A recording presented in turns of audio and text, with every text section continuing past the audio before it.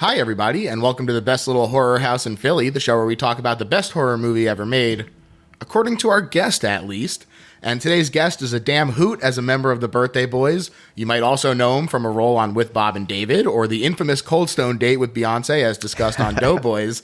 Matt Kowalick is here. Yeah, with Bob and David, I was a virgin. That's right. It says virgin number 7, I believe, is my... So it's a very a huge credit. Yeah, illustrious. It gets me so many meetings. Well, I thought you stood out. Thanks. But let's talk about your history with horror, how long you've been into it, where it all started for you, that kind of thing. You know, I am not a big horror fan. I love movies. I don't think it's a lesser genre. I've seen a good deal of horror and scary movies. I think now I enjoy them more that I can laugh at them, maybe, like a Child's Play or a Nightmare on Elm Street. Yeah. But at the time of growing up when they were coming out, it was scary. Mitch, who has been a guest, introduced me to a lot of horror movies in October. I lived with Mitch for a couple years, and in October, he'll only let you watch horror movies. And so we only watched horror movies all month. And, you know, he showed me some good stuff like Day of the Dead, and he showed me, you know, we watched everything from, Tales from the Hood, things like that, yeah. You know? Yeah, great. Absolutely. The Thing, of course, he's obsessed with. Yeah, but Rosemary's Baby is like this movie that I had never seen until like a couple years ago, and it just has never left me. It's super creepy. I love it. I love that it plays with like this, with the witches and the covens and just like this like possible satanic group and mysticism, and shit like that. Yeah, this was a good reason to go back and watch it. I watched it twice this week. There you go. Hey, and honestly, this is a great season for this movie. This is a perfect like end of summer, start of autumn movie. Yeah, because she has the baby in June. Right, or whatever. At the end of June. So so it's summer as when the devil was born. That's right. Year one. It sure was. So I'm curious then, as someone who is more removed from horror, is there a subgenre that lets you sort of slip in a little easier? What do you mean? Like, I guess there's like silly horrors. I guess like comedy horrors. Like, yeah, or like supernatural if you're more into like ghosts than you are into slashers or something. Yeah, I hate that. torture porn. Yeah. I hate that stuff. I can't watch it. Like stuff like Final Destination and the other one. What are the other ones that are like Hostel, that? Saw. Hostel shit. Like, yeah, I saw. I can't watch. I could never watch that. Yeah, this does not sound fun. Maybe in like a party setting, which I've probably watched a couple of those types of movies in. Mm-hmm. But otherwise, I don't want to watch that. Yeah, it's just. But no, like I guess like I like supernatural stuff, ghosts, spooky, scary stuff. This one is definitely. It's a cool fucking scary movie. This movie, and it has. Just so many cool it's very obviously it has some European flair in there with all the spooky stuff, but just like kind of just very expressionistic directing, and spooky POV stuff, and that shot of her feet on the fucking in the mattress on the ocean is beautiful, and just a weird, dreamy, psychedelic, just trippy, scary. It feels like a fever dream sometimes, and which I think is, important for these COVID times. It's kind of a, like those fever dreams and just her being drugged. Yeah, it's a fucked up movie. Yeah, it sure is. It's really creepy. Yeah. Awesome. Well, so let's get into it. The movie we're talking about today, like you said, is Rosemary's Baby, the 1968 movie directed by Roman Polanski and adapted from the Ira Levin novel released the year previous. Now, I'll just get my little disclaimer out right away. Roman Polanski, rapist and fugitive. It's a shame that movies terrible like man, this... Terrible human being, little asshole, and obviously rapist and things. Yeah. But also, like, if you watch that Mia, there's a great documentary, a making-of documentary that goes with this, the Roman and Mia. Yeah. And he just comes off as a little dickhead anyway. He sure does. It's funny. He's not likable. Yeah, when I watched Chinatown, which he's in, and I didn't know he was in it at the time, and he just goes on screen, and I just immediately was rubbed the wrong way by him, and I was like, oh, who is this little dweebazoid? And then In the credits, Roman. it rolls, and it was Roman. I was like, I knew. He just had a bad vibe from the start. Yeah. But yeah, it's a shame that movies like this and Chinatown have to get asterisked because they are really great. And any endorsement of this movie is strictly about the movie, and you should check it out, people out there. I encourage you to do it in a way that might not put any money in Roman Polanski's pockets, with my apologies to other people who worked on this. They're all dead. They've Yeah. all, they all have profited enough. Yeah, exactly. So yeah, there we go. Out of the way.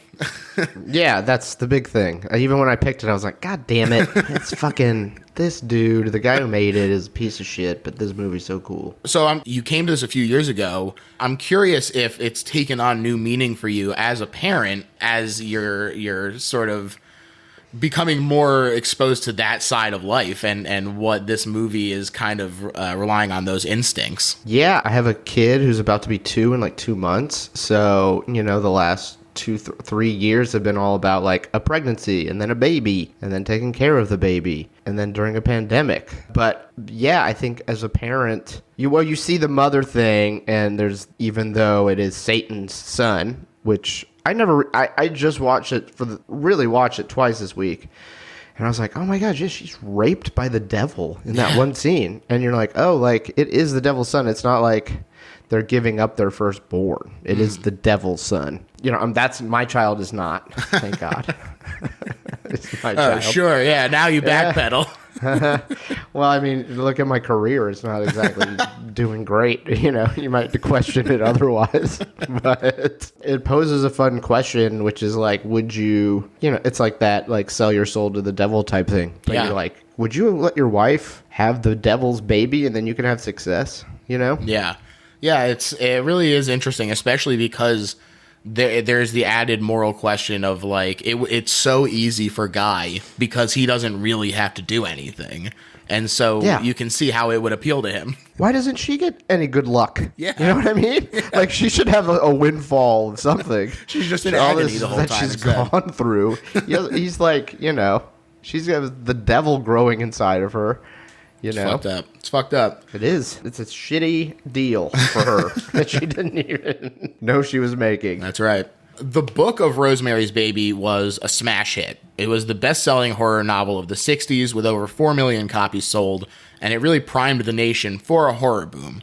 It's pretty hard to overstate the impact of the book, so the studios were really hustling to strike while the iron was hot. And last week on the show, we talked about William Castle, and he's actually the one who brought this book to Paramount Studios producer Robert Evans.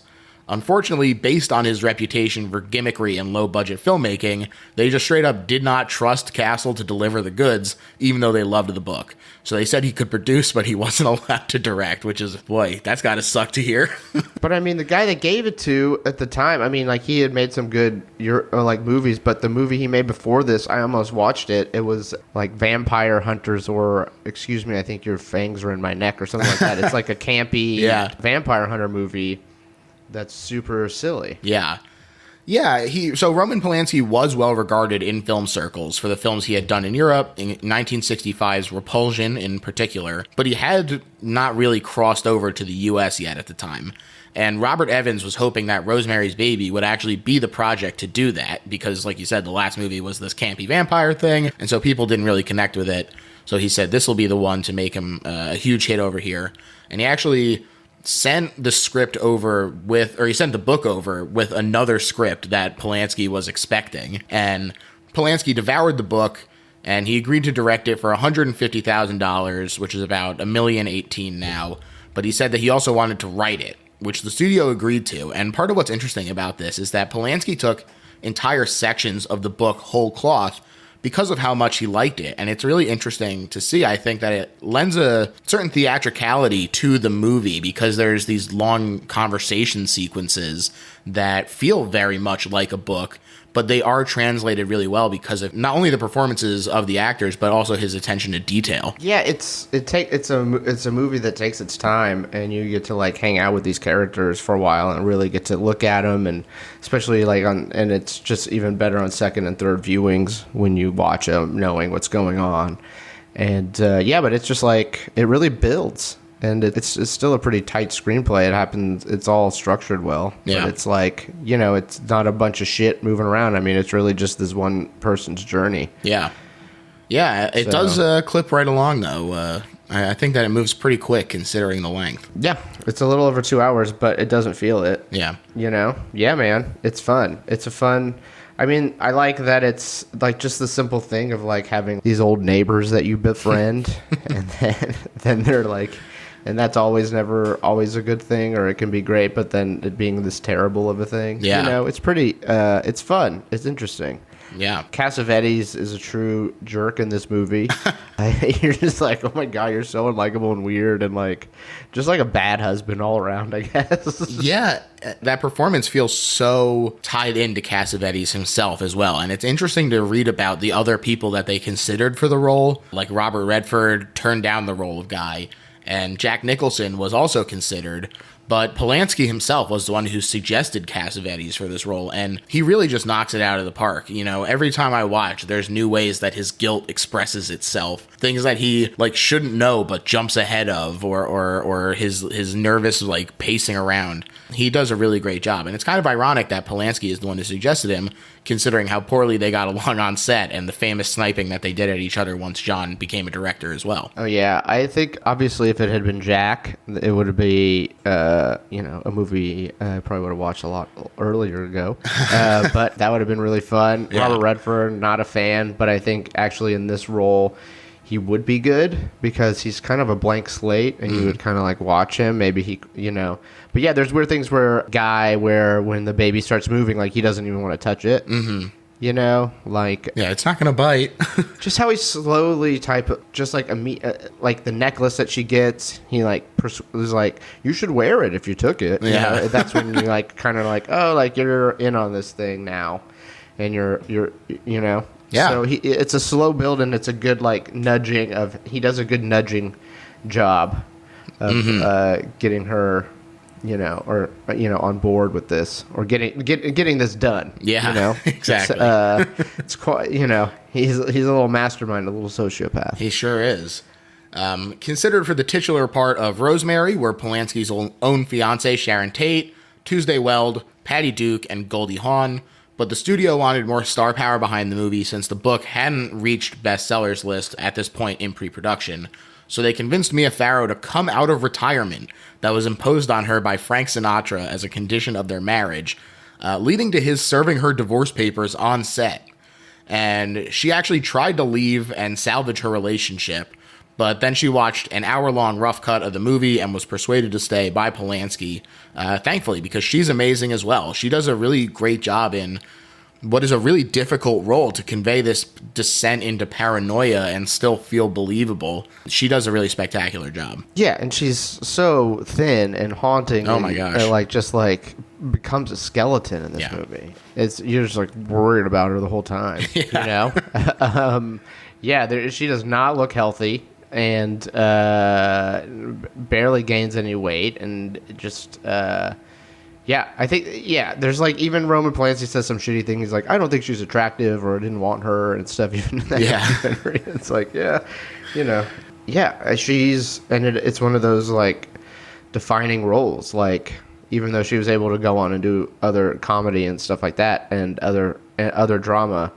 And maybe it's probably just because her hair was so short in this that you're just she looks like a different person. Mm-hmm. Yeah, it's really shocking when that moment first happens, when she reveals herself and she's all skeletal and she has the new haircut and everything. Even as it goes on, when she's just the dark circles under her eyes, and then she becomes almost gray.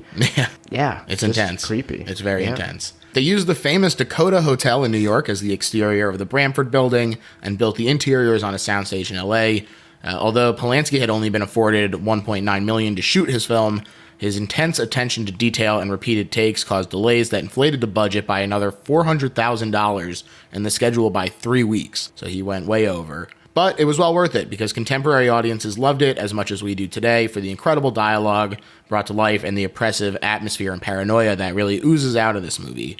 It made $33.4 million at the box office and got 3 Academy Award nominations. Mia Farrow lost Best Actress to not only Katharine Hepburn in The Lion in Winter, but also Barbra Streisand in Funny Girl in what is the Academy's only tie to date. Wait, what was the tie? It was between who? Katharine Hepburn in The Lion in Winter and Barbra Streisand in Funny Girl. Sure. Okay. So she lost twice in 1 year. That's got to be rough. Yeah. Also fucking given divorce papers on the set. Yeah. Like, it was delivered in front of everybody to shake her up. I'm sure it just helped her. It's kind of like Shelley Long in The Shining, you know, just tortured. Yep. And just gives this performance because they're just like falling apart. Yeah, it's wild. And it's the kind of thing where you see someone putting their real life into the work in such an interesting way and really utilizing the emotions that they're feeling. And I think that that's part of what makes her such an intense actress in this. She's such an actress in this. She's so powerful and good. And just like, you're like, oh, that's a fucking actress. Yeah. When you watch it, you're like, oh, she's so good. Great close-ups. Couple like, when she says things, she'll say like, this isn't a dream, this is really happening. Oh my gosh. Like, she sells it well. Yeah. And just like, there's a couple like moments where there's like little Soto moments where she speaks to herself too, that like she sells well. Mm-hmm. Yeah, and when she's talking to the baby as well, you know, that could come off very cheesy very easily. Yeah.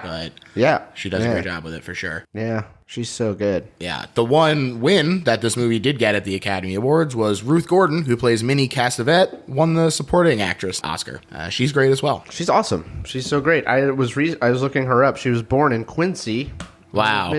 Mike Mitchell, I got to tell him. I'm sure he'll be excited to hear this news. That's been there his whole life. There's like some theater there called like the Ruth Gordon Amphitheater. Or something. Oh, wow. No, that makes sense then. Yeah. It's really funny to me that whatever performance she's putting on for like Rosemary in terms of like hiding that she's a Satanist, you can see so much of her actual like, or the character's personality just comes through anyway. Like at the very end when Rosemary drops the knife and she comes over and like rubs the floor to try and get the little mark out. You're like, so this is really just who she was. It's very fun. She gives a really great performance. She just happens to be a Satanist. Yeah. With her husband. I feel like her husband's I feel like she's supportive, maybe. Yeah. And, but he's definitely, he's the one painting her, I think, with the red paint. Mm-hmm. So many funny, crazy things, like the casting of them two is amazing. I wonder in the book what the explanation is of the girl jumping out of the window. Maybe she saw something. I don't know. Yeah. Have you read the book? I haven't. I actually have it coming because I was interested myself. I think that my understanding... There's gotta be a backstory there. Yeah, I think it's that they were like... They came to her and were like, we want you to have Satan's baby. And she was like, no, thank you. Well, I mean, it also is like they have the power to bring Satan to Earth. Mm-hmm. And they did. They sure did. And he made a baby. Yeah. In their apartment complex. They may have compelled her to kill herself. Yeah. So who knows? Or they found a new person who they wanted. Mm. And after that, there's like when she's going through the book, there's like their combined mental power. They can like whatever they do in their ceremonies. Yep, exactly. To get into the actual movie, there's a creepy lullaby sung over the opening credits, which is really a great way to sort of ease you in as you like float over the city. I also really love the bright pink script. It really helps to make the movie stand out. It's a really unique choice for a horror movie. Oh, it's rad. It's a great opening. And then you're also like, oh, Charles Grodin is in this? That's crazy. It sure is. Guy and Rosemary Woodhouse are very excited to be touring and ultimately staying at the Bramford Apartments, starting a new phase of their life together. Guy is an actor. He was in Luther and Nobody Loves an Albatross and a lot of television plays and commercials, as Rosemary says so many times. Mm-hmm. I like right at the beginning, he has a little quip about artistic thrills, not only because it's pretty funny, but it also immediately shows that he's dissatisfied with where he's at. And there's just a lot of little clues that pay off down the road established really early on. Yeah, he's kind of, a bit of a jerk there because he's like, yeah, that's where the thrills are, hey, you're a working actor. And then also the first part he gets after whatever deal he makes. It's funny when you see him throughout the movie, like rehearsing, because you're like, what is this terrible play? Because he's like in the crutches, and then there's one part where he does a couple lines, and it's just so clunky. Yeah. I'm not in love with anybody, much less your wife. Yeah. Okay, guy. Yeah. There's a lot of bad fake lines. It's pretty funny. Yeah. Their friend Hutch warns them about Black Bramford's dark past with witchcraft and murder, including the Cannibal Trench Sisters, Devil Summoner, Adrian Marcado, and several others. I love the shot of them sitting on the floor eating dinner that first night in the apartment. It really stood out to me. The lighting is incredible. And it's also it feels very funny and naturalistic when they're like awkwardly pulling their clothes off to have sex and guys like rolling onto his back to get his pants off and everything. Right. It feels, let's do this. Exactly. Let's get ready. It feels much more authentic. Mechanical. Yeah. Yeah. Yeah. It's not sexy at all. Yeah. It's like, let's make love. Okay. I'll take off my own clothes, I guess. Their relationship in the beginning, I actually do like a lot. I think it's very cute. They're joking around a lot in the elevator and everything. Rosemary drops what she's doing so she can see the Yamaha commercial that guy is in when she sees him, when she hears it come on. They're a fun couple. Yeah. They're like happy together. Yeah. And it makes it pretty tragic to see that like she's happy with where they're at, but Guy is so blinded by his aspirations that he is not content with a loving wife and child to be, and they're making enough money to live in these nice apartments. So yeah, it's a pretty good pad. Yeah, it's where John Lennon lived later. So I don't know. Yeah, it must be expensive. Yeah, I would probably assume so. The apartment is coming together when down in laundry, Rosemary meets Terry Giannoffrio, a young woman in recovery taken in by the Castevets, the Woodhouse's next-door neighbors named Minnie and Roman. One thing I really like about this scene as well is that it really is demonstrative of the long takes in this movie. You really trust the actors to memorize the lines and the blocking, and it creates a much more hypnotic feeling to the movie. You're not constantly taken out by new camera angles. It lets you really immerse yourself in it. Yeah, you're in the situation with them. You feel like the awkwardness or the... Yeah, it's not all cut. Right. It's actual acting. From in their room, Guy and Rosemary can hear chanting coming from the Castevets, which is a really creepy sort of way to be introduced to them. And then, although she seems so chipper, it seems as though Terry jumps to her death from the Castevets' 7th floor apartment. And pretty gruesome shot of her lying on the ground there. They really show it to you pretty lengthily. Yeah. Yeah, it's pretty, it's that late 60s red blood. Yeah. It's like bright, Yeah. And this is where we meet the Castevets for the first time. And they're informed extremely brusquely by the police about Terry. Yeah, rather matter-of-factly. You might want to brace yourself for this. And then they're totally fine. Totally unfazed. Yeah, Roman's like, she got deeply depressed every 3 weeks, so I guess this was bound to happen. Yeah, he's like, he's not worried. I don't know if she's putting on an act or if she's, they're both obviously probably aware of what has happened. Mm-hmm. And he says, oh, it must have been an accident. Yeah. Cops are like, well, this old white man says it was an accident. It must have been an accident. Sign off on it. Yep. Yeah, but well dressed. Fancy man. Yeah. Fancy man. Well, when you're a Satan summoner, you gotta be. Yeah, you gotta dress the part. That's right. Rosemary is lying in bed and dozing, and this is where we get the first dream sequence that I think is really effective. There's a nun yelling and some windows being bricked up when she hears Minnie yelling about how they shouldn't have told her in advance and that it sucks that they have to start over.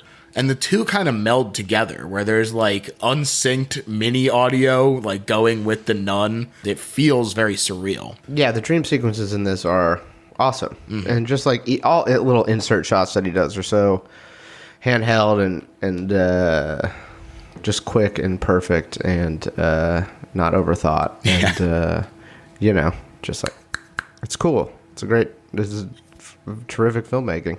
It is, and it makes it even more incredible that it feels so naturalistic and authentic in that way that it feels like he's just doing it off the cuff. But from what we know about his filming style and the amount of concentration that went into the details and how many times they had to do shots over and over and over again, it's remarkable that they still captured that while being so exacting. Yeah. I wonder if some of those things were just like really got him quick, and then the other stuff like just really torture the actors, you know? Yeah, I don't know. Minnie comes over and introduces herself to Rosemary, and she's nosy as hell and guilt Rosemary into coming over for dinner that night. And like I said, we've seen Rosemary give a stock answer about Guy's work several times. You start to get the impression that she's tired of answering the same question. But one other thing that I noticed about this that I thought was really interesting is how much people ask about Guy and never about Rosemary. Yeah, it's like, we have no interest in you, lady. You're just going to carry the baby. Yeah, I think it helps to develop that sense of isolation really early on, even subconsciously. Yeah, only that one guy comes over later who like actually cares about her. Yeah, Hutch. Good old Hutch. Yeah, but how can you say no to she comes in like comes in hot, and all of a sudden there's no denying this woman anything. No. There's no telling her no. Yeah, she's down the hall already by the time she's saying, you're come like, on oh, in. I guess I'm coming over tonight. You know? Yeah. Guy comes home in a funk because Donald Baumgart got the part he wanted. Fucking Donald Baumgart. Well, he's about to get his. Yeah, he sure is. Guy is reluctant to go to the Castavets, saying that they'll never get rid of him. But Rosemary kind of pouts a little and convinces him to go because she feels bad. And it's so ironic that she's the one who kind of puts the wheels in motion, as it were. Well, I like that scene a lot. It's actually, she becomes like, you're right, I get it, and he's like, she's like, no, I'm actually not, like, I see it, and then he's like, I'll fucking go. Whether it is like a way she's guilting him, but I don't think it is. Yeah. And he's like, I'll do my one good deed for the day. Right. Is go do this and hang out with these old people. Yeah. And it's like the beginning of the end. Yeah. You know? She says, oh, That's this sounds so funny, I think but it's it's a fun, not. yeah, like, yeah, I've had those moments where you're like, I don't want to fucking go with this thing, man. And you're like, fine, I'll go. Yeah. And then you end up having a good time. And selling your child to Satan. Hey, not, you know. Who among us has not been there? Who hasn't wrestled with that? Yeah. At dinner that night, they start talking about the Pope. Classic first dinner conversation. And the Castavets scoff at the hypocrisy of organized religion and the showbiz of it all, which makes Rosemary uncomfortable as a former Catholic. Mm-hmm. Roman also butters up Guy about a play that he was in, and he says, your talent will carry you far, provided you get those initial breaks. And it's really incredible to me the way he's setting the groundwork, saying like, oh, you could be doing so much better, but no one's giving you your chance. He's really setting the springboard for Guy to take the leap. Yeah. It's a good mousetrap. Jeez. Yeah. They giggle to each other as they stumble back to their apartment, and Guy reveals that he's going back over tomorrow to hear more stories about the theater. Rosemary isn't interested in becoming friends with them, and she also points out that, interestingly, all their pictures had been taken down before the Woodhouses arrived, which is very suspicious. When Guy goes over, Minnie intrudes on Rosemary once again, this time with her friend Laura Louise from Up on 12, to give her Terry's pendant. Rosemary doesn't mention that she knew about it, and Minnie says that the green inside is Tanis root for good luck. And the look on Minnie's face is devious as hell when she gives her this, and she just looks so sinister. It's a great moment. It's so great. The Tanis root, or devil's pepper, or whatever it's called later. I looked it up, and it's not a real root. It was something made up for the book. What was the other lady's name? Laura Louise. Laura Louise. We all know a lady like that. And she, in the end, really shows herself to be a true bitch. Yeah. Like a really mean lady. So funny. So, oh my God. What a fucking bitch at the end. And just like her, another pushy friend, and just like coming in and just like, they just sit down and start knitting. Crocheting. Yeah. Something. Knitting. And it's like, what are you doing? Like, she was about to have like a nice quiet evening. Yep. And then just immediately ruined by these two spinsters. That's right. Meddling. Yeah, she really shows her true colors later. It's a fun little thing at the end, I think. Yeah, I agree. And this is the moment where, as you mentioned earlier, Rosemary doesn't want to wear this thing that they gave her, but Guy encourages her to. And this is the moment where you go, oh, he's already too far gone. He's been brought over to the other side now. Well, you know that shot earlier where it's like that smoky room? It's almost like he's been I think it's almost like the seed's already been planted that first night. Yeah. And then he's like, I got to go over the second night, and then we're going to do the real thing. Yep. And then we'll do the ceremony or whatever it is. Yep. Or go over the specifics. But I think that first night, that shot of that creepy room where it's just smoking them, and then you show them on the couch, it's cool. I think that's actually where the deal was done. I agree. I think it's really great. And he's suddenly cast in the play after all when Donald Baumgart is struck blind out of nowhere. Mm-hmm. He's also got a TV offer, Rosemary tells Hutch. She also feels really terrible about how self-centered and preoccupied Guy has been lately, which... understandable. They're starting afresh in this new apartment, and suddenly he's completely taken in by the elderly neighbors and work. So you can see how she would be pretty upset by this, considering that they were intending to have a child and everything. Yeah, things are not well. Well, it's like he's kind of trying to like pull away, I think. Yeah. But yeah, it is a true, like, he's like, oh, I just ruin everything for my success, you know? Yeah. It is a pretty happy marriage at the beginning. You're like, this seems like they're going to have a fun, happy family. Yep. You know? Yeah, and, you even can see a little bit of that still when she walks in to find a bunch of roses and Guy apologizing. Like, she's so eager to forgive him. She wants so badly to be that happy family and the sort of like platonic ideal that she's just like, yeah, okay, great. Let's have a baby. You're right. Let's do it right now. I think that it says a lot about their relationship that she is so interested in moving past it. Yeah, well, then he does like he makes that effort of being like, this is when your period is and when you're fertile. Right. And you're like, oh, that's something a nice, caring, and somebody who wants to be a dad would do. Yeah. You know? Exactly. It shows that he's putting in the work. Yeah. Although, who knows if he's even the one who figured that out. It may well have been the cast of vets. Yeah, I don't think... Doesn't seem very bright. No, you know? No, he does not. In that, him being like a New York actor of that era, it's funny. Like even in that documentary, Roman and Mia, he talks about like obvious casting, and he's like, I like obvious casting, and he's like the most obvious casting in this. Like he is that type of person. Yeah, which almost feels like a dig. Yeah, you know what I mean? Oh yeah, they did not like each other, so I believe that he's saying, oh, he's a shithead. Yeah, these fucking guys, that era of actor. Exactly. On the night that they're preparing to try for a baby, Minnie brings over individual cups of chocolate mouse for dessert. And I love that this happens off screen while we just watch Rosemary's reaction. It's a really smart, creative choice, I think. Lets us really focus on her instead of just working through the mechanics of her being like, okay, here's the cup. Here you go. All right. It's a better shot than them being like, here's the mouse. And they're like, the mouse? Yeah. Very perfect. It's like she's like, this fucking lady's here again. Yeah. Please go away. Oh, thank God she's gone. Yeah. It's great. And you can see that Guy has something different on top of his so that he knows which one to give Rosemary. Classic. She should have been like, let me taste yours. No. Maybe, Yeah. Yeah. So Rosemary complains that hers has a chalky undertaste and doesn't want to finish it. And Guy says it's always something with her. And so she eats a little more. Yeah, right away. You're like, like, if I said that to my wife, she'd be like, I'm not going to eat the fucking thing. Be like, that's fine. Don't eat the fucking thing. You know what I mean? It wouldn't be like, just eat it. It's always something. Eat the whole thing. Yeah, Minnie has no way of knowing. Yeah, it's like, it'd be rude. It's like, who the fuck knows? Why would she know? Yeah, that should have been like a huge argument.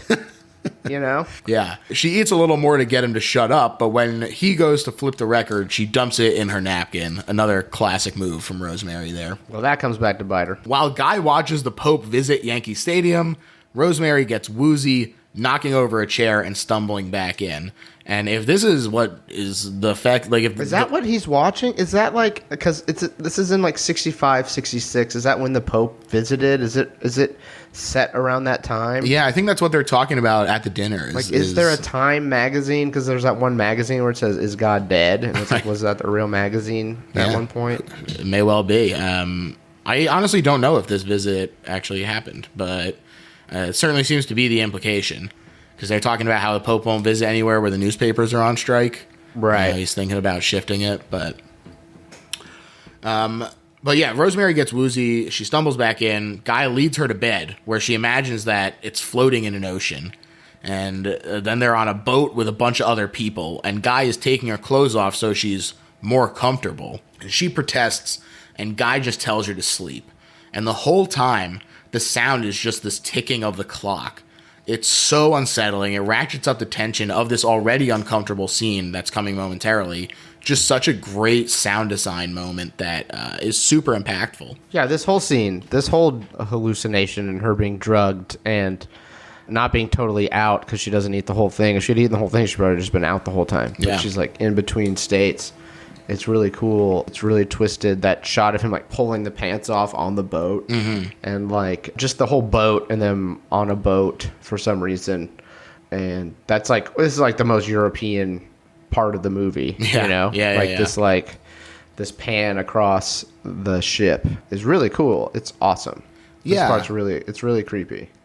I also really like, there's a lot of even character moments kind of brought to light in this, where you can see how exposed she feels by her being naked in the thing, and immediately a bathing suit appears on her because she's kind of has that Catholic guilt still and is a little repressed. But she sees herself nude on the boat, and she also sees Hutch on the shore. He can't come on because Catholics only, says the captain.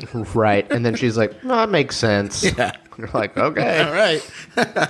He tries to warn her from the shore of a deadly typhoon coming, while her drugged body is lifted into the air in what looks kind of like the Sistine Chapel.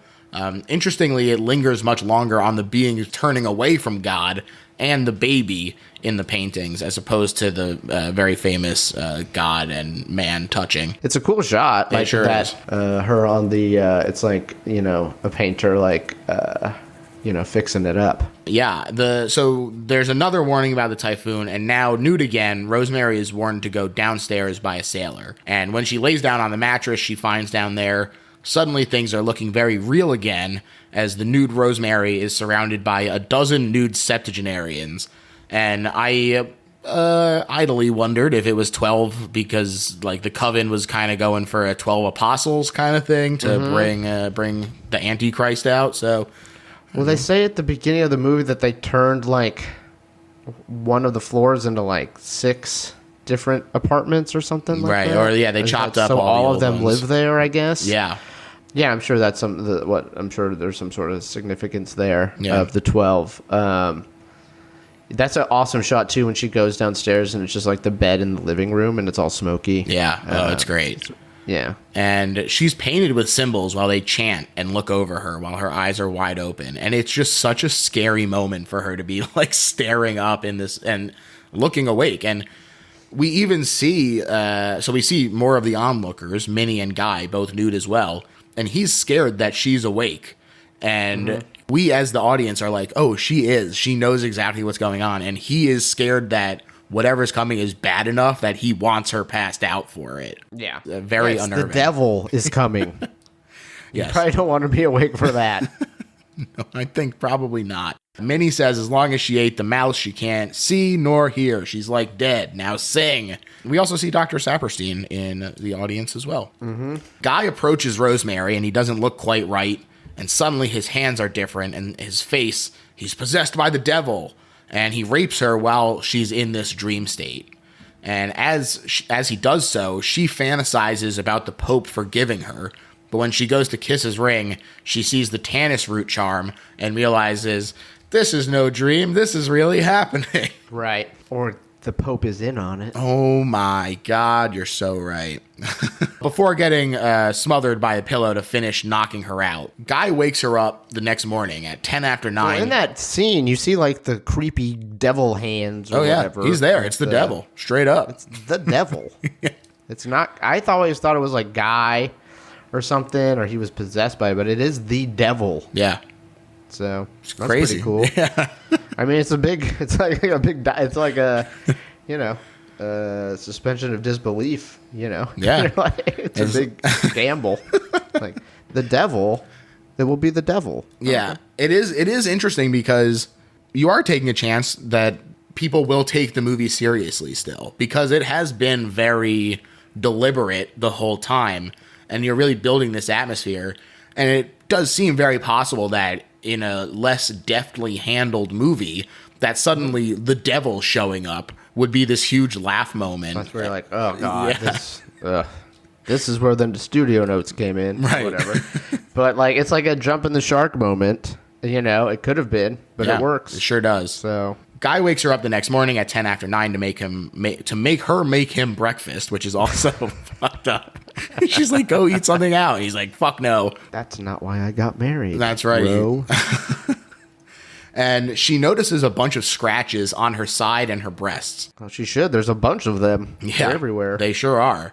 And Guy, in classic I'm a liar trying to get ahead of this fashion, jumps in to say, hey, I accidentally scratched you up while I had sex with your passed out body, but don't worry, I've filed my nails since then. And she's extremely understandably put off by the fact that he raped her, despite his reassurance that it was kind of fun in a necrophile kind of way. What a awful moment of realization for her. Even if he is telling her the truth, like, even the lie is awful. The lie is terrible. Yeah. If that was true, you know, it's even less likable, but then you're like, he's just lying. Yeah. But what happened is way worse. Exactly. It's just a terrible situation. Yeah. She is at least a little comforted that her dreams of something inhuman doing the raping seem to be assuaged. And then he's like, hey, like, don't insult me. Yeah. Or whatever. It's kind of like makes a joke Fuck out you, of it. Guy. Fucking guy. Fucking Guy. It's a great shot next as Guy is gone and we just see Rosemary sitting there forlornly because you just feel so bad for her. You know, it's something that she's been wanting for a while, and she loved Guy and wanted to expand their family and share that love. And he's just using it as a way to advance his career at his expense. You know, it's really like a tragic thing that's happening to Rosemary, and it's a very sympathetic moment. Yeah, she's such the victim in this, you know? Yeah. I also love all the little body language aspects of the performances in this movie. Minnie, again, is delighted to see Rosemary the next morning when she returns the chocolate mousse cups. Yeah. Very funny when she's just like, oh, you had a good night, dear. I'll have to get you the recipe. Yeah. Rosemary isn't that happy herself, though, because she feels like Guy won't look at her. Again, that guilt making itself known. And it turns out that baby night, as they refer to it, was indeed a success, and she finds herself pregnant due June 28th, 1966. 666. Oh my God. Wow. Well, I never got that. There you go. But there's a 28 in between. Is that another demonic number? No, I don't think so. Well, he's European, so they would do the date first. Oh, yeah. You're right. There we go. Mm-hmm. I just saved your ass, Polanski. Good job. She tells Guy, who seems nervous, but you can kind of chalk that up to regular new dad nerves, which I think is a really interesting thing that this movie plays with. Oh, yeah. And she asks him to make this a new start for openness between them. And of course, we as an audience know that it's just the beginning of the secrecy and lies. And another like real twinge moment for me is when Guy dashes off to tell Minnie and Roman, who burst in, like he can't even take this moment to celebrate with her. Right. It's a really odd, weird thing to do. Yeah. Yeah. Just like as a husband, I'd be like, that would never not go well. Like, no, we're not telling anybody for 10 weeks or whatever. Yeah. You know. But also, I don't know what happened in the 60s. I don't know when they did it then. Maybe they didn't wait as long. They were kind of like a little loose-lipped. Could be. But she doesn't want to tell anyone. And Guy is just like, no, we're fucking doing this. We're telling everybody. Mm-hmm. I do like the castavettes come in and they're like, wow, we're so psyched. Congrats. By the way, fuck Dr. Hill. You're going to Dr. Saperstein. He delivers all the rich babies. And she's just like, okay. Great. Guy definitely encourages this, though, so Rosemary finally acquiesces. Guy is not on her side. Nope. No, he is not. And she meets with Dr. Saperstein the next day, who tells her, don't read books, don't listen to your friends, don't take vitamin pills. Just drink this herb drink I'm going to have Minnie make for you every day. Totally not suspicious, Doc. This doesn't sound like a cult or anything. Yeah, don't listen to anybody. Okay. Yeah, isolate myself. Only listen to me. Great. I do. But also it comes off as good advice. Like, don't fucking talk to people. They're just going to scare you. No, he does say give good advice. There's like no pregnancy is the same. Yeah. So, which is true. It's just a good, cover. Yeah, it really is. And I love his performance, and I think that he's so good. Secretly one of the most important performances, because down the road, when she turns to him for safety and doesn't find it, that really cements the reach of the conspiracy. It's such a pivotal moment that if he doesn't feel like a friendly face, someone that she can turn to, that rug pull means nothing. Mm-hmm. Yeah, it's really creepy when she learns that he is not to be trusted. Yeah. The days march on. She gets a chic haircut from Vidal Sassoon. It doesn't seem like, I'm sure it was like meant to be, and it was like the hot look, but on her it seems like almost like this is bad press, you know? Like, yeah, and it's funny because he actually did do it. We cut hair good. She just looks weird. Not everybody's going to look this weird and creepy like they're having the devil's child. So still try this haircut. Yeah, it does feel like the kind of thing that he would be like, well, no, I'm not going to make someone look terrible. Right. No, I'm sure he thought it looked great. I'm sure they thought she was like, you know, she was a wafy 60s lady. Sure. But, well, it certainly doesn't complement the dark eyes and skeleton look that she has going on. No. And speaking of being a shitty husband, her guy just like fucking tells her she looks terrible on a couple of occasions. Yeah, he sure does. And she's also suddenly having stomach pain, which he doesn't seem that concerned about. The doctor also assures her that it's natural. And when she's like, I thought it might be an ectopic pregnancy, he's like, I told you not to read any books. Right. Just doing their best to keep her as uninformed and powerless as possible. You can also see this in Minnie's reluctance to tell her what's in the drink as well. Well, that's same as any doctor you go to, and they're like, don't go to WebMD. Right. You know what I mean? Yeah. So it's like kind of like, it's pretty relatable. You're like, that's why it takes her a while to put it all together. You know? Absolutely. Because it does seem like, oh, maybe it's a good doctor. And just like, don't worry. Call me. If you're having problems, yeah, you know, it seems like I care. I mean, he does. I mean, he wants the baby to be, I mean, or I'm sure the devil would be mad at him if he messes this up. So he's been in charge of delivering the devil's baby. That's so big, a lot of risk, but a lot of reward. Yeah. They're lucky they didn't have like, they could take pictures back then, because you would have seen what it looked like in her. You know? Yeah. The ultrasound is just like, apparently I think they allude to it having hooves. I think. Yeah, look at his feet and hands, they say. Yeah. But the pain gets worse and worse, and she feels like she looks awful, though, like we say, Guy just blames the haircut. I think that he is kind of like taking the heat on being a bad husband by being like, your haircut looks like shit. So that she has something to blame when everyone is like, hey, are you okay? But she's also eating what can only be described as a seared cut of beef. Yes. Like, I like rare meat, and I can even get behind, like, Carpaccio, but dang, Ro, that devil baby is hungry as hell for a rare steak. This just goes one side 1 second, one side, the other side 1 second. Let's eat it. Yeah. You know? My dad orders his steaks black and blue. He says that he likes to hear it moo when he bites into it, and I think that even this might be a little rare for him. So your dad's like, she overcooked it. Yeah, he might say that. Yeah. But Hutch comes to see her, and he says also, what the hell, you look like shit.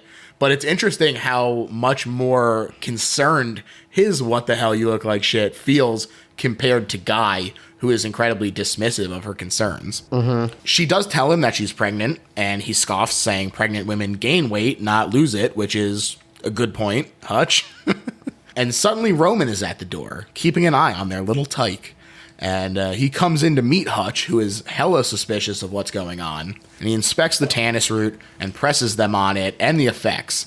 And so Roman hurries out while the remaining two discuss the Castevets. Roman in a truly creepy scene. Yes, he's great. He's really great in this scene. He's so imposing without being like a large person. Like he's like in the background, but you see his like arched eyebrow. Yeah. And you're just like, he's just looking at this Hutch guy with just such hatred, and just like, this motherfucker is like getting in the way. Yeah, even when he's standing at the door and he's just like waiting, like he's like forcing Rosemary to politely invite him in just by the sheer awkwardness, his willingness to go in. Well, I might as well meet him, I guess. Yeah. You know, no one does that now. You're like, I don't care. I don't care who you're talking to. Roman does that. Yeah. Guy shows up and Hutch heads out, but one of his gloves is missing. And when this glove bit pays off, boy, it's good. Wait, what is it? It disappears. When does it come back? So it comes back when she realizes that that's what the personal effect that they needed to put him into the coma. Yeah, that's what I figured. Yeah, and then this is what leads her to the tie thing as well for the guy's competitor. Mm-hmm. Hutch calls her later and asks to meet her at the Time and Life building while Guy starts to panic. And one thing I noticed only a few watches in is the way that he reacts, saying that the boys' adventure stories that Hutch writes are going to his head, but there's no story yet for him to react to. Only what he knows as the truth, which Guy presumes Hutch has figured out. And I think that it's really fascinating the way that he is so constantly on edge and so paranoid himself in a completely different way than Rosemary is paranoid the whole time. Yeah. I mean, they're both worried about her, but for such crazy different reasons. Like, he's not worried about her. He's worried about what's inside of her. And of her bringing figuring that to fruition. Yeah. Yeah, or being like figuring out that she's been used in this way. Yeah. He goes out for an ice cream cone, he says, although presumably he goes to talk to the Castavets about what to do, while Rosemary writhes in pain. Right. Like, Jesus. It's not an easy watch. No. Sometimes. No. It can be very, off-putting. Rosemary heads out the next day, again looking positively skeletal, but gets stood up by Hutch. And when she phones to see what happened, she discovers that he's fallen into a deep coma this morning and is in the hospital. Not just any coma, a deep coma, as they say. It's that's how you know it's serious biz, because a regular coma, you'd be like, oh, well, he'll be coma up or any deep? minute. Did you say coma or deep coma? Deep coma. Oh, no. Now we're in trouble. Hutch! Mid-60s medicine.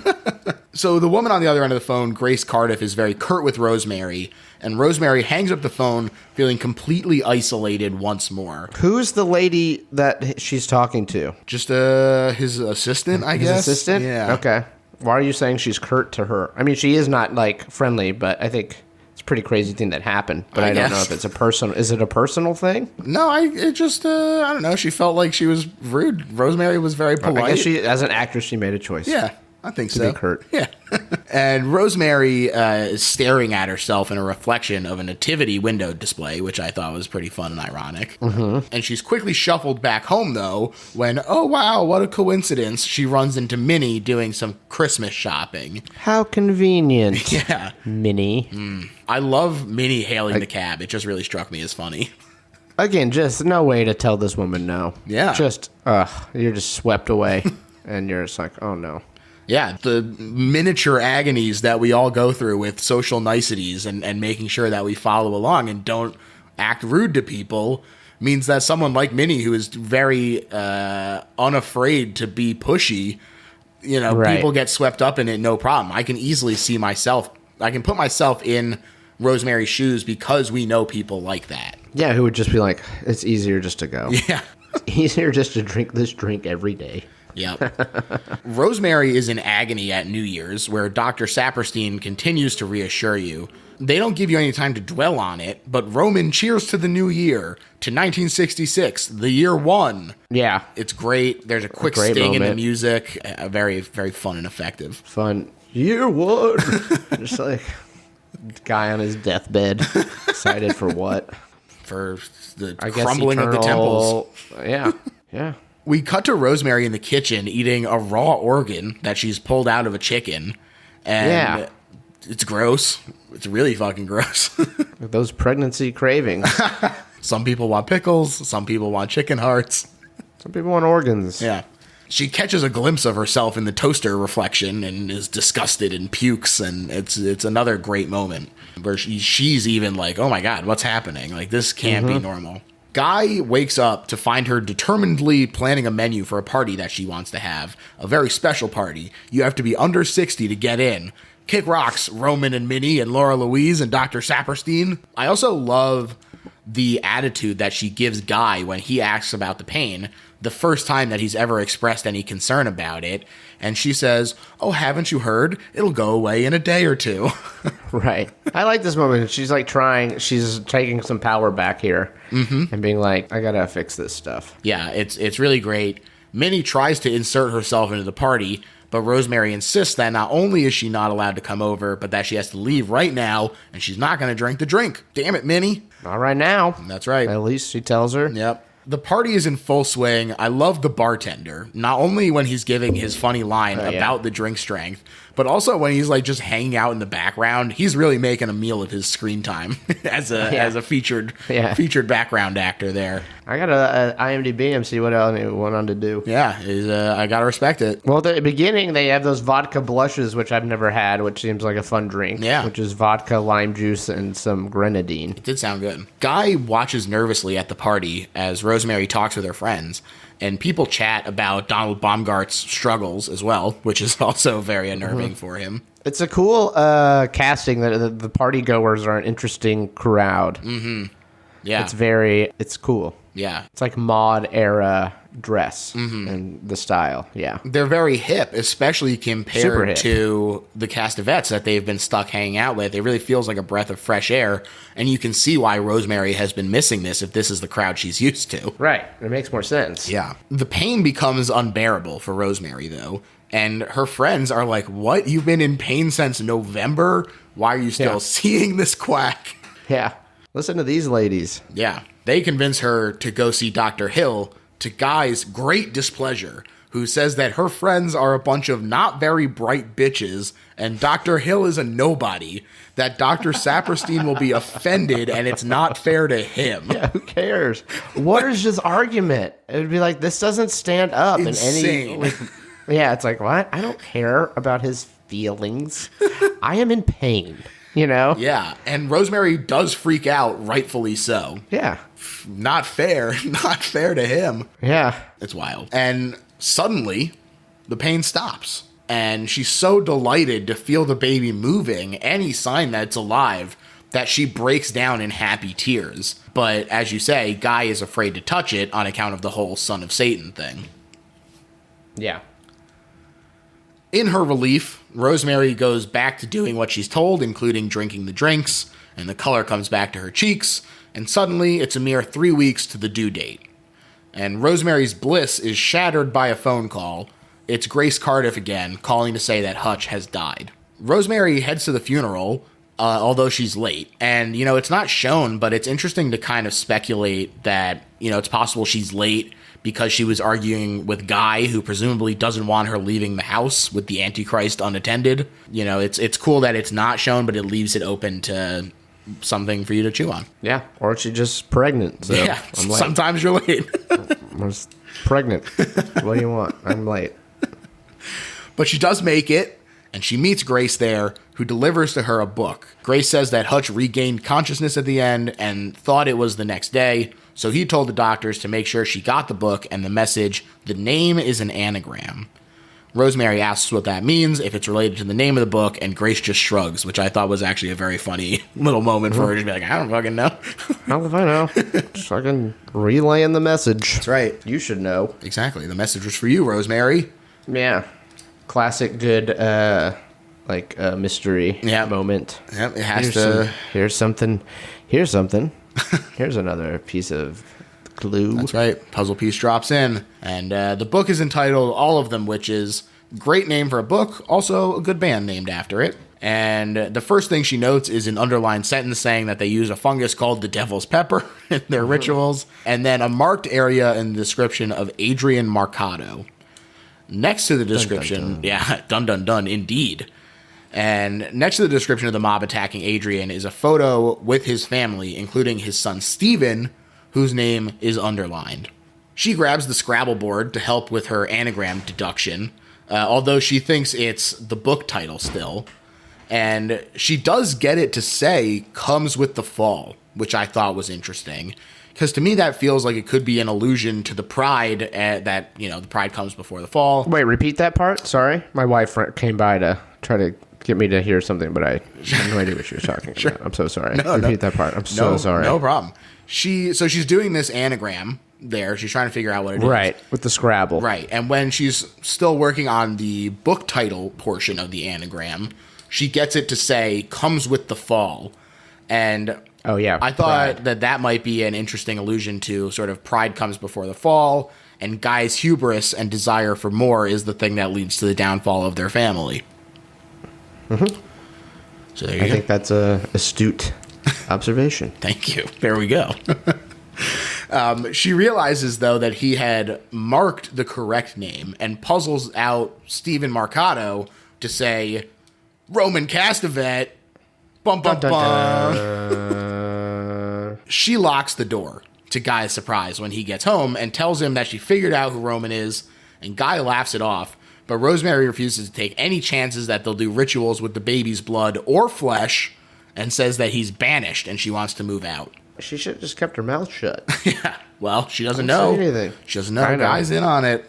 Not yet. Well, yeah, I don't know. I'd be suspicious. The way he's been acting. Yeah, exactly. Speaks very poorly of him that she thinks that it's just his normal behavior. Right. Maybe he's just having an affair. She tells Saperstein about this as well and asks if they could have been giving her anything in the drinks and cakes. And he says he would have noticed and he'll encourage A long time ago. Indeed.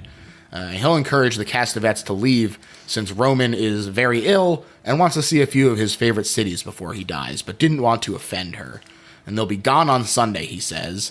And indeed, off they go to Kennedy Airport with the Woodhouses to see them off. Fun aside, Saperstein later plays Randolph Duke in Trading Places. Wow. He's one of the older... Oh my God, he totally is, isn't he? He's one of those guys.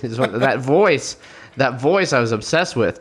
I looked him up. He's also in like this 30s movie, like an A movie. It's like a disaster movie. It's called Deluge. Oh my gosh. And it's like West Coast is like taken over by a huge like typhoon or something. And like then the East Coast is on. It's really cool. It looks like a lot of cool like miniatures and like special effects. That's way up It my looks pretty alley. cool. Yeah, he ends up becoming. I mean, like he's such a big. His voice is amazing. Yeah. Oh, it really is. Rosemary goes to read more of the book, but Guy reveals that he threw it out. And this is when she starts to get suspicious of him, too, wandering out into the street in a daze before throwing the charm with what she thought was tannis root, now devil's pepper, into the sewer. Mia Farrow was really nervous about shooting this since they didn't, like, close off the street or anything. And Polanski pointed to her pregnancy padding and told her, nobody's gonna hit a pregnant woman. And so Right. off she went with Polanski operating the handheld camera behind her since he was the only one willing to walk into the street as well. I gotta say, it pays off. Yeah. And thank God she, it looks really cool. And he did it too, so you can't get mad at him. Right. Paid off. That little shithead. Yep. Made her walk into oncoming traffic and risk your life for this shot. But Right. you know what? It's a memorable shot. Sure is. Rosemary buys more books on witchcraft and finds indicators that a coven could do all the stuff that's been happening, like the blinding of Guy's rival and Hutch's coma, and that a personal belonging of the person would be necessary. Yeah, that their united mental force can cause people to go blind or to go into comas or Spooky. commit suicide or whatever it was. So you're like, oh, that's what caused all that other shit. Yeah. And I love the conversation that she has with Donald Baumgart when she calls to check on him. And he's just bitter as hell. He's like, oh, I'm fantastic. Only broke 6 glasses today. Yeah, it's like, get some plastic cups. Like, what? Like, why are you still using glass? You know? Yeah. Could have used some plastic cups for sure. Or someone to They pour could him a have. drink. You know what? She should buy him some. Yeah. Buy him some new glasses. The least, That would be the nice thing to do. the least she could do. We ruined your life for this shit. You know, it's a shitty role anyway. Okay? You got out okay, Donald. Not good. You're actually lucky that you're blind, or you would be in this terrible play. After she does a little fishing, Donald reveals that he and Guy traded ties so that they'd have one of his possessions as well, and Rosemary is horrified. She takes some money and her pregnancy suitcase and makes a break for it. And I love this little moment here where the building itself looks so sinister as she exits into the hallway and calls the elevator with the red light for her descent. It's very like, ooh, hell. Yeah, it's creepy. Yeah, it's a creepy set. Yeah. When she goes to see her doctor, she has to wait in the lobby where, by way of small talk, the receptionist mentions that she hopes the doctor takes her example with the charm and stops smelling like that stank-ass devil's pepper. Mm-hmm. Rosemary understands what this means and flees the office in fear, going to a payphone and calling Dr. Hill instead. And this whole scene was shot in one take. It is remarkable. Mia Farrow is so incredible in this scene. God.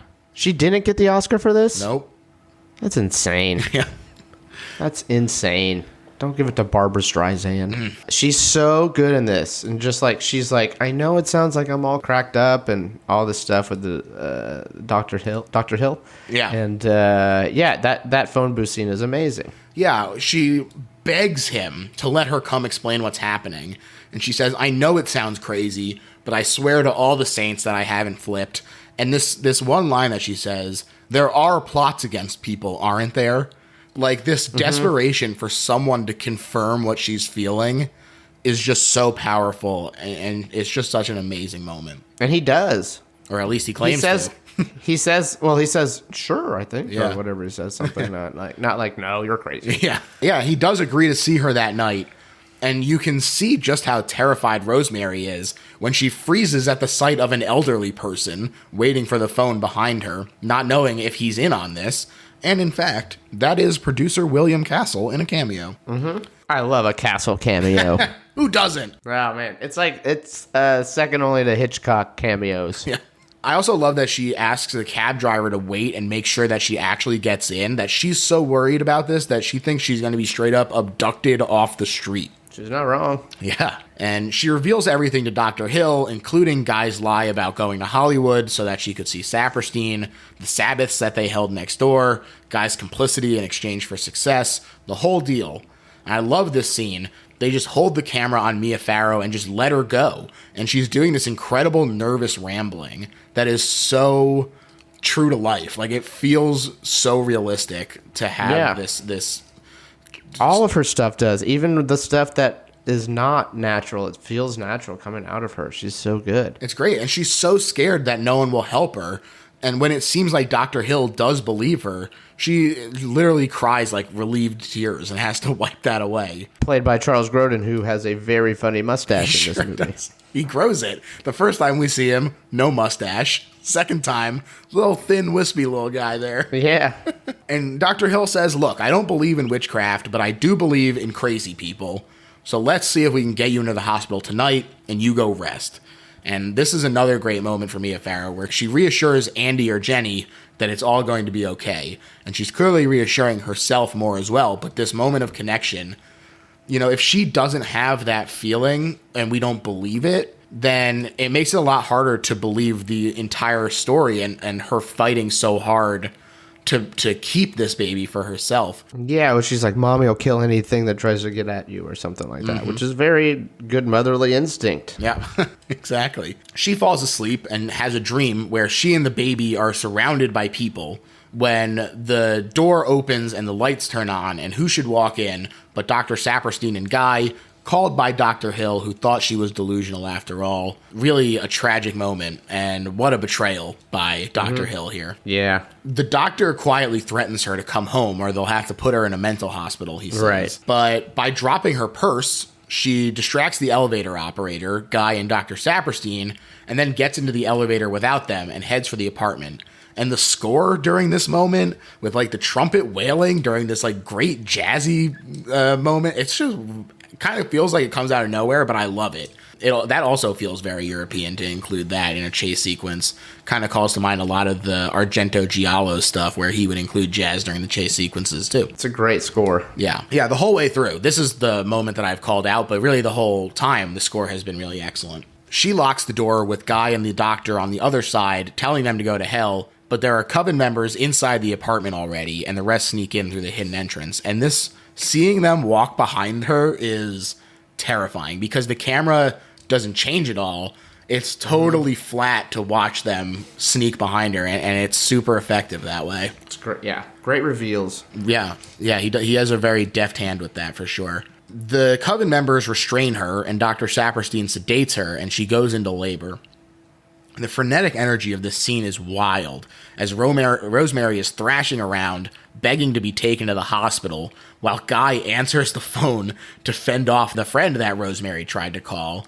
And very, again, powerfully in this connection between mother and child, in the heat of this moment, all Rosemary can think to do is ask for Andy or Jenny's forgiveness. She wakes up and Guy is at the foot of her bed and he tells her it was a boy and it's all right before she falls back asleep. But when she wakes up again, this time it's Laura Louise sitting next to her. Lousy Laura Louise. Laura Louise at it again.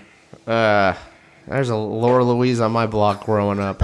I mean, I don't know if she's not devil-wise, but just meddling and just being, you know what I mean? Sticking her nose where it doesn't belong. Sure. So Rosemary asks after this baby, and Dr. Saperstein has to come in, and Guy comes in as well, and they say that it was stillborn.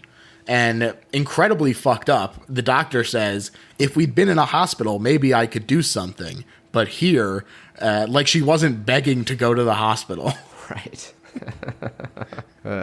They also both go, oh, don't worry, you can just crank out another baby in a few months. Yeah, no problem. No, just don't even think about this. Truly horrific. Go to bed. We'll talk about it tomorrow or something. Yeah, just like no one is reacting to the fact that this has been an incredible physical and emotional ordeal. This is a terrible thing. Yeah. That could happen to a woman. And there's no, I think it's always held carried lightly. You don't realize how intense all these moments are until you've gone through them. Yeah. You know what I mean? She has no time to grieve. As far as she knows, this was the death of her child. And they're just like, oh, don't worry, you can have another one in a few months. What the fuck? Yeah. Chill. Yeah. Chill out. That was Fine. Andy or Jenny. She had named it and connected with it. Of course. Yeah. She doesn't believe them, though, that it's baby, or that it's dead. She believes it that it's baby. She doesn't believe that it's dead. Mm-hmm. And Dr. Saperstein drugs her again. A few days later, and she's lethargic thanks to the drug, as Guy again says, hey, don't sweat it, babe. By the way, have I told you how great my career is doing? We'll just have a kid in Beverly Hills. Great. Oh, awesome. Also, he's like, all this stuff was just prepartum depression. Yeah. And stuff. And that she was just going through a crazy time and chalk it up to hormones or whatever, and we'll move on and it'll be okay. Classic Guy. Classic Guy. I like when he goes to leave and she asks to see his left shoulder to look for a mark of the beast. And he's like, okay. And he does it. And there doesn't seem to be any marks on him. And this is a great moment because she starts questioning herself as well.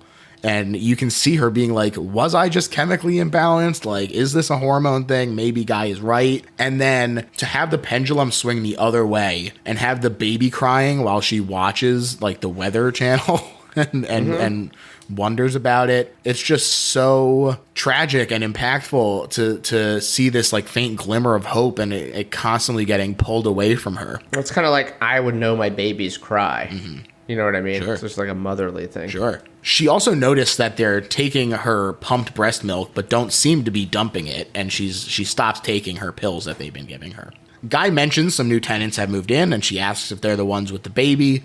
He asks how she knows that, and she says that she's heard it crying, but she is sure that her baby is alive and has been given away, and that this is her baby. Like you say, she has that connection. She feels like she would know it. In the closet that had been hidden by a dresser at the beginning of the movie, she finds a secret door into the Castevet's apartment. And there she finds the whole dang coven, including the Castevets themselves, are back. Dr. Saperstein and Guy all gathered around a bassinet with black coloration and an upside-down cross, which is very funny to me, this way this is set up. It's cool, though. It's a cool, funny. Yeah. I'd say it's a good, creepy, use your imagination type thing. Yeah, it is fun, and I like that. Rosemary looks inside and she sees that its eyes are all fucked up, but that they're not shoving a prop down our throat. They're really letting our imagination do a lot of the heavy lifting. We saw the devil's eyes earlier. We see another flash of them here. And is there a flash? I didn't see the flash. Is there a flash of the baby's eyes? Well, okay.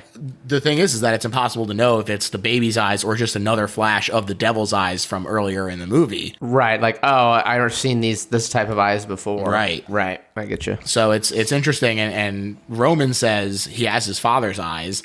And when Rosemary says Guy's eyes are normal, Roman goes, Satan is his father, and his name is Adrian, and he's going to overthrow the mighty and lay waste to the temples and redeem the despised and wreak vengeances in the name of the burned and the tortured. And it's just so out of left field. Like Roman just goes off the rails here, and he's so he's excited, man. Yeah. I mean, it's a pretty big deal. It's year a one, pretty big baby. day. Year one. Hail Satan. That's right. God is dead. Hail Satan lives. God The is year dead. is one.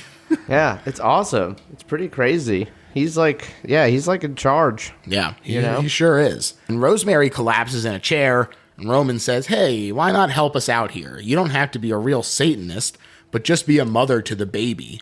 And she's sitting there sobbing, and Guy tries to comfort her, and she spits in his face. Rad. What a great moment. I love it What so a much. great feeling when she does that to him. Yeah. You're not good.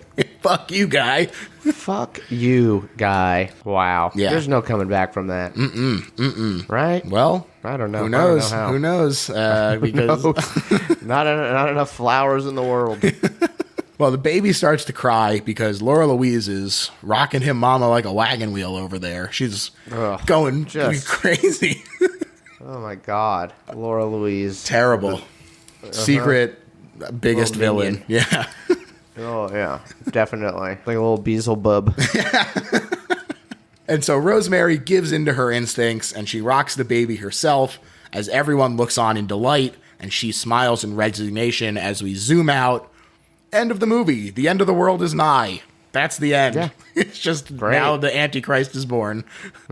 It's super fun. I love this ending on such a bleak note is such a good move to me. I love that it feels so in line with the rest of the movie. And now, Matt, we've reached the point of the episode where we sum up why this is not just a good horror movie, but is in fact the best horror movie ever made. And I'm going to let you start things off. Oh man, I think it's a sophisticated, psychological, yet highly entertaining blockbuster horror movie made in the vein of an amazing era of cinema that kind of helped kick it off. I would say that the look of this film and the way it moves is definitely a precursor to the whole 70s Hollywood, which of course Roman Polanski ends up, making his mark on as well in a what is at least top 5 of that era, and a top of all time. But this is a across the board masterpiece in storytelling and horror. It doesn't fuck around, and it is sure of itself, and it is creepy, and everybody and everything works so well together. The score, the direction, the acting, the casting, just everything. It's so amazing. The directing so much. Yeah, it's just the sets, it's very confident. It's not trying too hard, and it's scary in and of itself, and it kind of is grounded in a way. Yet there's mysticism, but it is very grounded in this world and this world's wants and cultures. And it's just like a fun moral question. It has that moral question hanging over, and creepiness, and people that want there to be spiritualists and spiritual things and crystals and ways to get what you want. Yeah, I totally agree. To me, this is the best horror movie ever made because it's just such a powerful story, and it drags you into it so easily. Roger Ebert doesn't like genre movies a lot of the time, and we tend to give him a lot of shit for that on this show. But one of the things that he's most well known for is his quote about movies being empathy machines. And I think that this does such a great job of bringing us into Rosemary's world and the emotions that she's feeling. And even if we haven't been in the exact same position that she's in, obviously, but, Sure. there is... Or if you have, reach reach out, I don't know if I want to hear from people who've had devil babies. I think they should all reach out to you, and that you should be the one that takes care of them. Oh, okay. Yeah, all right. Their stories be heard. Sounds good. We'll have a call-in app. Patreon, right? Yeah, exactly. But yeah, I think that it does such a great job of, you can feel what she's feeling in such an incredible way. And that is what makes the movie scary. There is an element of being like, ooh, Satan is real and everything, but the paranoia that she feels and the powerlessness is where the fear really comes from for me. And the idea of this whole situation being out of her control, despite it being so gravitating around her. It's just fantastic, and the performances that prop that up are just out of this world. And I'm sure any pregnant woman, like you said, you feel the empathy, but you like feel the physical like pain that she's in. You know, like there's times where she's just writhing in pain, or looks like she's in pain. You're like, oh, I know what that is, or like, oh, that seems like a fever dream, or whatever it is. You know what I mean? And it's just like, I think people, why it sticks with you is it captures those things and you can relate to it, and you've been like, oh, I've had something, it felt like that before or something, and I know how terrible it is. And she's so alone. Yeah, that isolation is really powerful, and I think that it's captured incredibly well. It's scary, importantly, I think, and that's a good mark for a horror movie. Yeah. Finally, fuck you, Roman Polanski. That's my final thought. Yeah, it's a good one. Awesome. Matt, thank you so much. This was so much fun. Please tell people if you have anything you want to promote, where they can find your social, all that jazz. You know, follow me on Twitter and Instagram at Matt Kowalick. Boy, will you be rewarded. Yeah, no, I'm just writing a bunch of stuff right now, and support IATSE. They need a working wage. I stand with them. I've started out as a writer's assistant, been PA, all that stuff. It's tough, long hours. Yeah. They're paying the same that I was getting paid 15 years ago. You can't make a living off that. Yeah. And yeah, that's about it. Thanks for having me. Really fun show. And, have a great Halloween. Awesome. Yeah. I first of all, I totally agree about the living wage. I have a few PA friends myself here in the Philadelphia area. And I agree that they should not be constantly worked to the bone. You know, it's outrageous the hours that I've seen them have to put in. And I would like to see my friends again. So I tell you what, I bet Roman Polanski doesn't care about the IATSE and their needs. Yeah. Him with his 50 takes. Yeah, that's right. That's absolutely right. So I stand in solidarity with that as well. And people should support them. Yeah. As far as my actual plugs, you can check out Little Horror PHL on Twitter.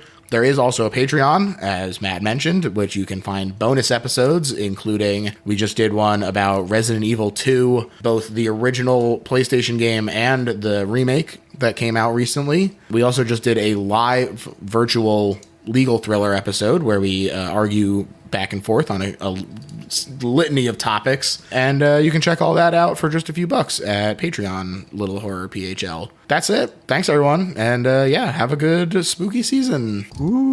Bye, guys. Bye.